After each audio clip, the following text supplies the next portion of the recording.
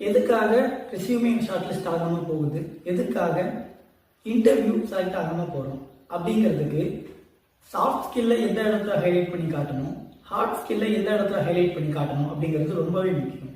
அதுக்கு முன்னாடி ஹார்ட் ஸ்கில்னா என்ன, சாஃப்ட் ஸ்கில்னா என்ன அப்படிங்கிறத டீட்டெயில்டாக பார்ப்போம். ஹார்ட் ஸ்கில் அப்படின்னா இப்போ ஒரு டேட்டா அனலிஸ்ட் இருக்காங்க, இல்லை ஒரு பைத்தான் டெவலப்பர் இருக்கிறாங்க, ஒரு சாஃப்ட்வேர் டெவலப்பர் இருக்கிறாங்க அப்படின்னா அவங்க கற்று வச்சிருக்கிற டூல்ஸ் அண்ட் டெக்னாலஜிஸ் தான் ஹார்ட் ஸ்கில். இதுவே அவங்களோட சாஃப்ட் ஸ்கில் அப்படின்னா அவங்களோட கம்யூனிகேஷன், ப்ராப்ளம் சால்விங் எபிலிட்டி, இது எல்லாமே தான் சாஃப்ட் ஸ்கில்ல வரும்.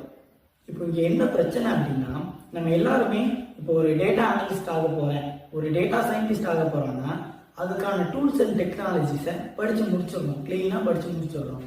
ஆனால் நம்ம இன்டர்வியூ அப்படின்னு போகும்போது அந்த இடத்துல நம்மளோட டெக்னிக்கல் ஸ்கில்லை விட நம்மளோட சாஃப்ட் ஸ்கில் எந்த அளவுக்கு பெட்டராக இருக்குது அப்படிங்கிறது தான் பார்ப்பாங்க.